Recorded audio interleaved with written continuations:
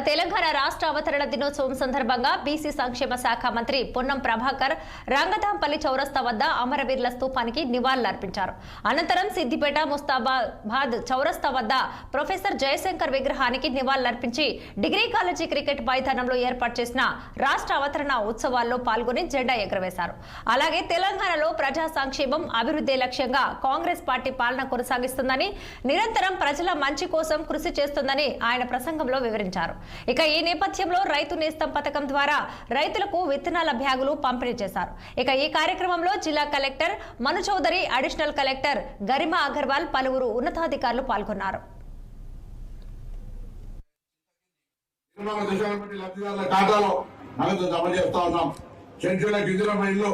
గిరిజన ప్రాంతాల చర్చలకు 10,000 గృహాల కేటాయింపు, గిరిజనుల భూములకు సాగునీరు, విద్యుత్ సదుపాయానికి ఇందిరా సౌర గిరి జల వికాసం కార్యక్రమం ప్రారంభించండి.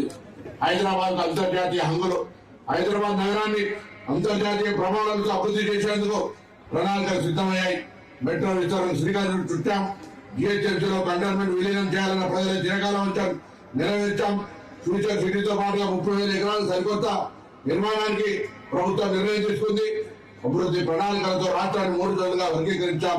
ఔటర్ రింగ్ రోడ్డు లోపల నగరాన్ని పోలవరం తెలంగాణగా, ఔటర్ రింగ్ రోడ్డు ప్రతిపాదిత రీజనల్ రింగ్ రోడ్డు మధ్య ప్రాంతాన్ని అర్బన్ తెలంగాణగా, రీజనల్ రింగ్ రోడ్డు అవతల ప్రాంతాన్ని రూరల్ తెలంగాణగా నిర్ణయించాం. వరంగల్ విమానాశ్రయాన్ని సాధించాం. విశ్వ వేదికపై తెలంగాణ, రాష్ట్రం తెలంగాణ ప్రపంచ వేదికపై ఆవిష్కరించడం విజయం సాధించాం. అమెరికా, దక్షిణ కొరియా, సింగపూర్, దావోస్, జపాన్ దేశాల్లో పర్యటించి భారీగా పెట్టుబడులు సాధించాం. హైదరాబాద్ వేదికగా పలు గ్లోబల్ ఈవెంట్లు నిర్వహించాం. AI global summit, bio Asia సదస్సు, ప్రపంచ సుందరి పోటీలు విజయవంతంగా నిర్వహించాం.